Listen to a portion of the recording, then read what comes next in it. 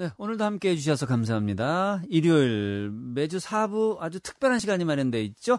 원광대학교 HK 플러스 동북아시아 인문사회연구소와 함께하는 찾아가는 인문학, 바로 굿모닝 인문학 시간입니다. 변함없이 이초은 아나운서 다녀오셨고요. 어서 오세요. 안녕하세요. 반갑습니다. 네. 어느 주제죠? 오늘 주제. 그 음식을 먹을 때 도구를 쓰는 동물은 인간밖에 없을 겁니다. 네. 그 중에서도 가장 자신 있게 이 동양 우리 한국인들이 사용하는 도구는 바로 젓가락이지 않을까 싶어요. 맞아요. 예. 그 섬세함은 세계인들이 알아주는 거죠. 그렇죠. 예. 하지만 이 한중일에 담긴 그 음식 문화에 대한 어떤 젓가락의 의미 또 다르다고 합니다. 그런가요? 각자의 또 차이점은 무엇인지 또 공통점은 무엇인지 알아보는 시간 마련했습니다. 네, 귀담아 들어주시고요. 굿모닝 인문학 지금부터 출발합니다.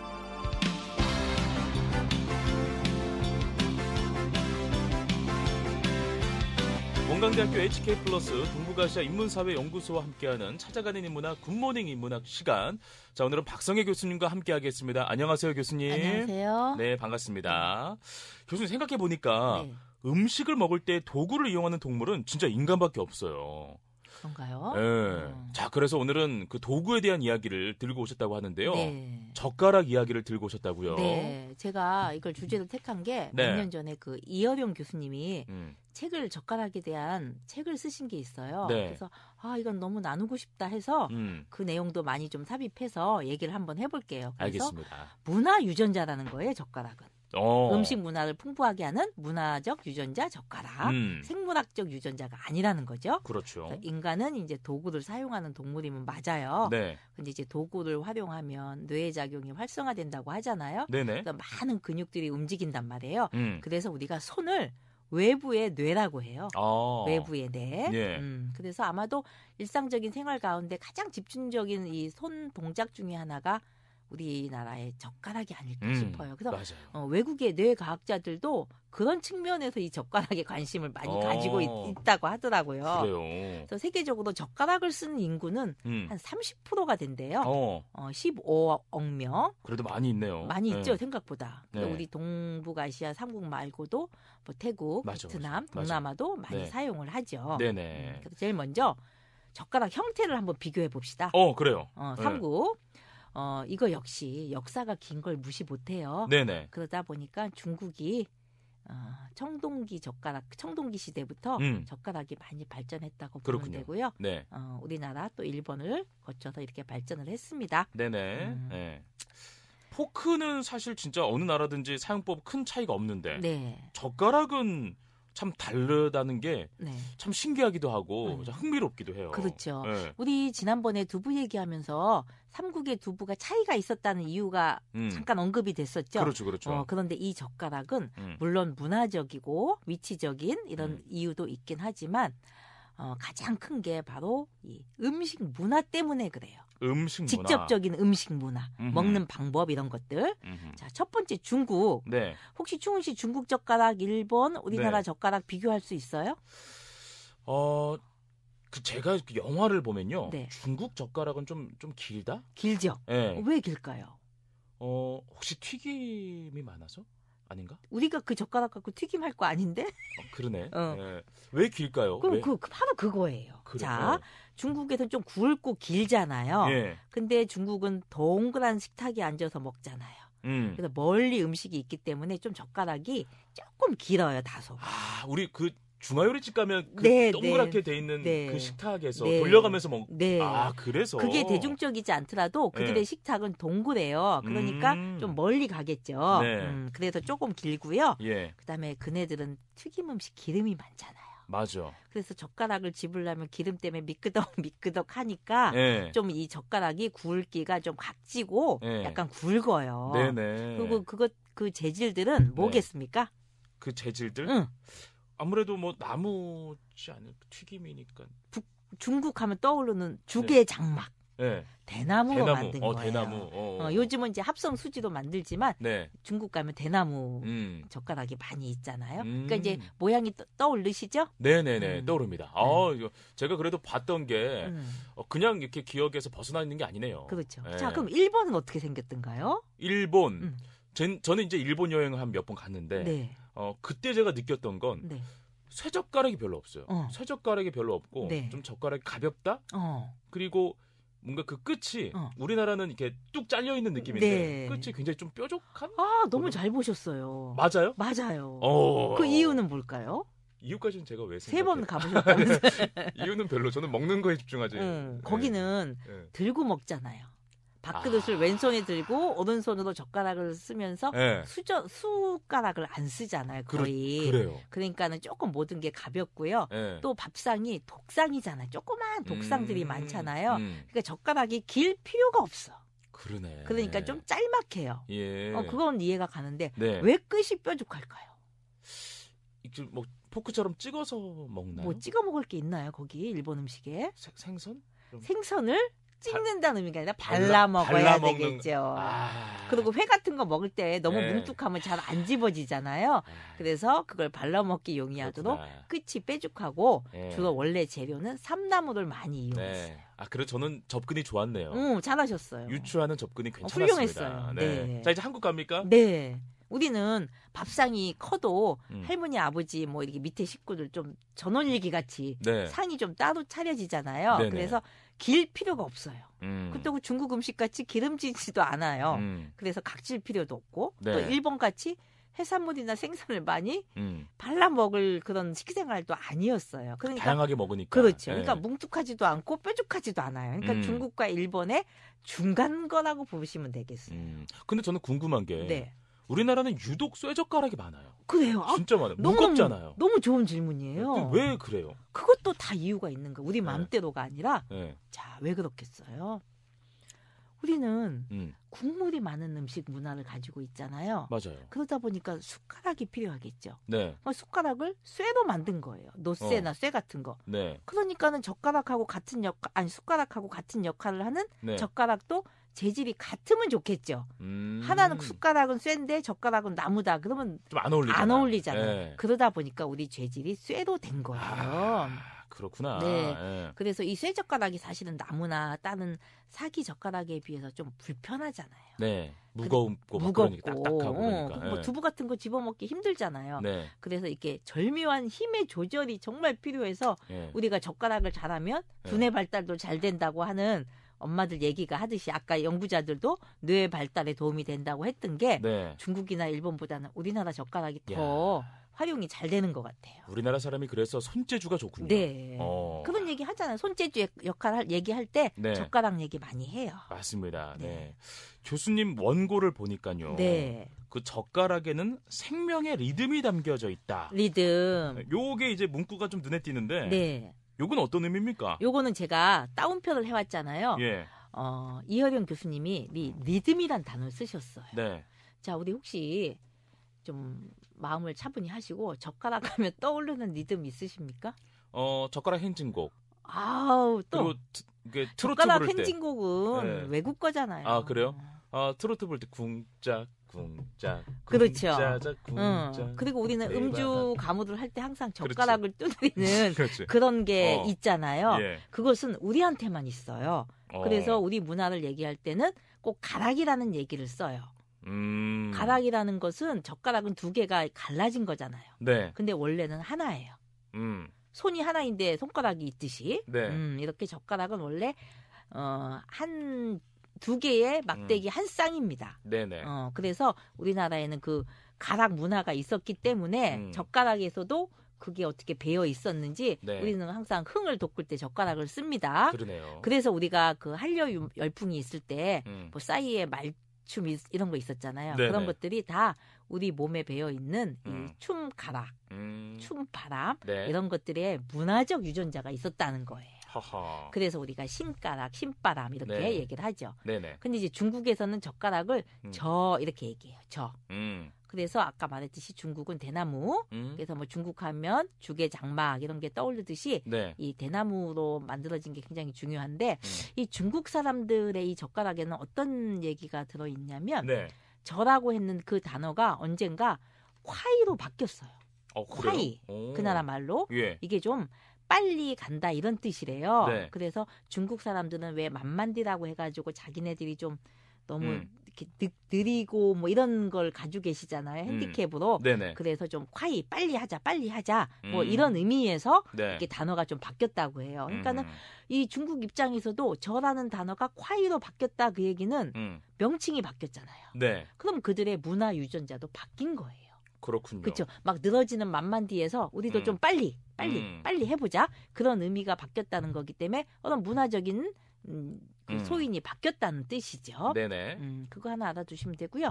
그다음에 외국 사람들이 젓가락을 뭐라고 합니까? 젓가락이요? 찹스틱. 찹스틱 그러죠. 네. 그것이 옛날에 중국의 고위 관리들이 네. 이 젓가락을 콰이에서 콰이즈 이렇게 부르다 보니까 네. 서양 사람이 그걸 보고 어떻게 좀 귀에 그렇게 찹찹 이렇게 들렸던 모양이에요. 그래서 찹스틱이라고 그렇게 됐다고 합니다. 네, 유래가 또 있었군요. 네. 그다음에 이제 일본에서는 젓가락을 하시 아시죠? 네. 하시라고 하는데 이것도 이 하시라는 단어가 그 아까 뾰족하고 이렇게 쇠 주둥이 같이 좀 콕콕 찝는 그런 느낌이라고 했잖아요. 네.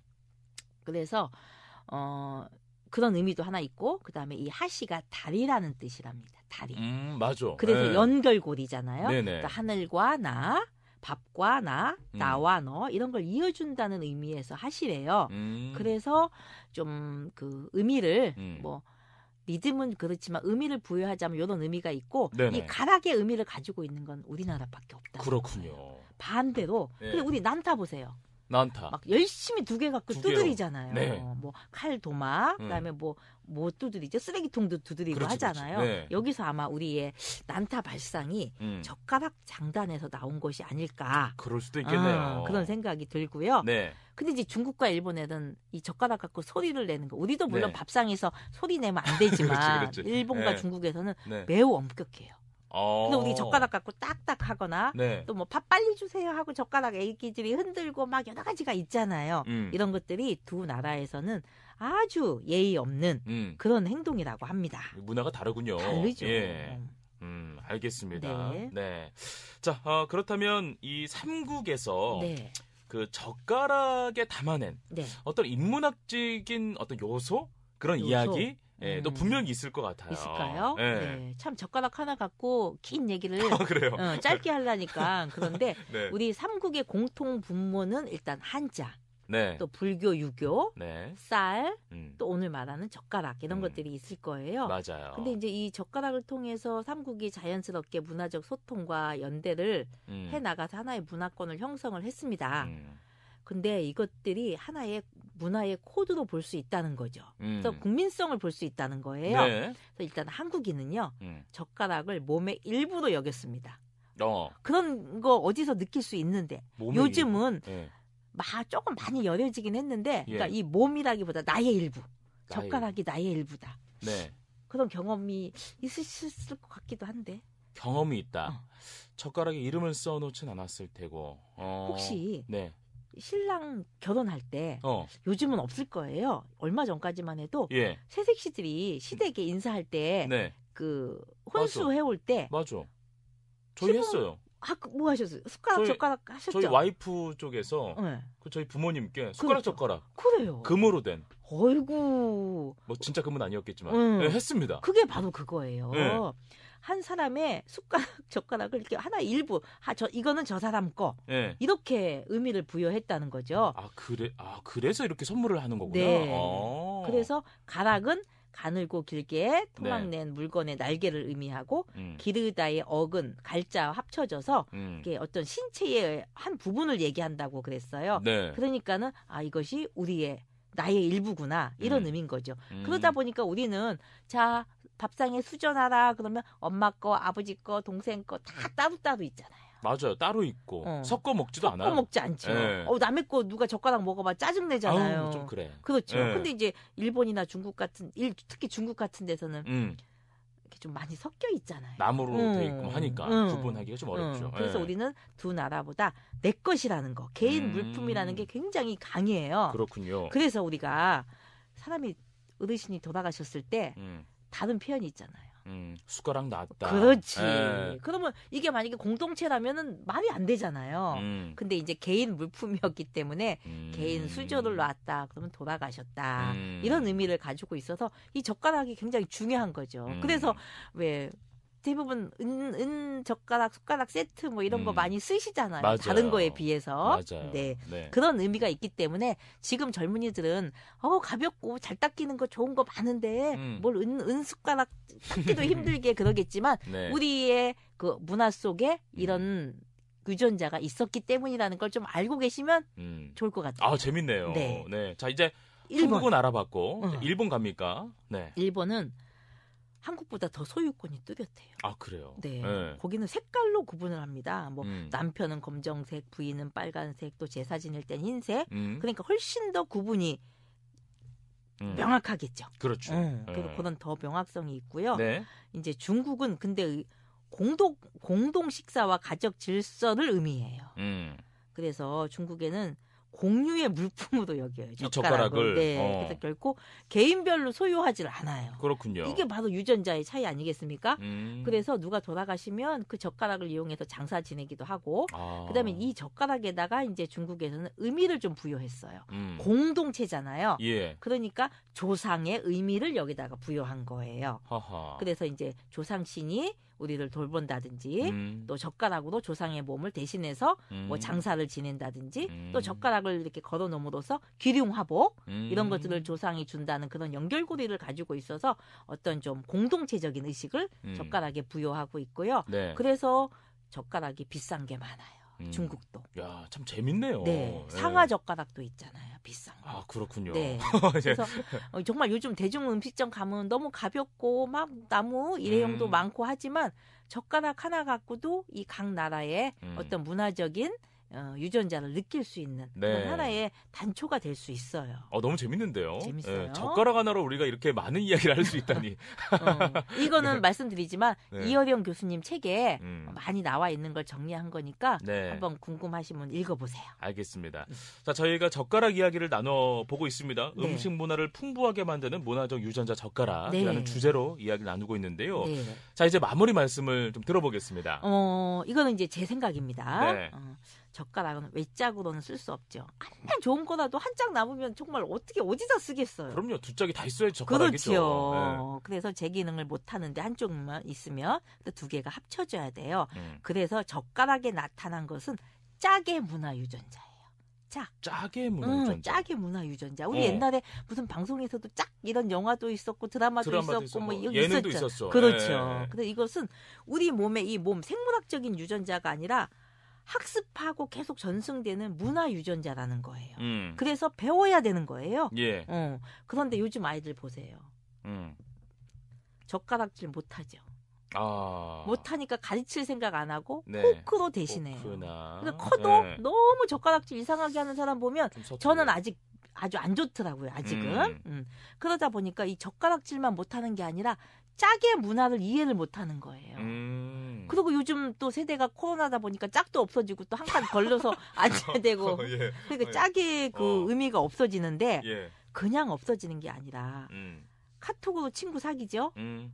또 한 짝 그런 사귀게 한두 명 사귀는 게 아니라 공동체로 많이 사귀잖아요. 우리 SNS 이런 걸 통해서.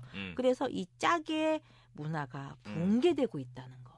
그 짝의 의미 아시겠어요? 그 느낌? 알겠습니다. 근데 우리 아이들은 지금 그것을 놓치고 있다. 하물며 집에서 젓가락질을 안 하기 때문에 더 그런 것들을 놓치고 있기 때문에 부모님들이 가르쳐 주셔야 돼요. 부모님들이 신경을 많이 써주셔야 되는 게 이제 우리 결론이군요. 그렇죠. 그런데 우리 옛날에 청바지 같은 것은 금방 다른 나라에 흡수가 됐잖아요. 근데 만약에 우리가 젓가락질을 하는 대표 나라인데 이 젓가락 문화가 다시 역수입이 된다면 우리 마음이 어떻겠습니까? 너무 안 좋죠. 너무 기분 나쁘죠.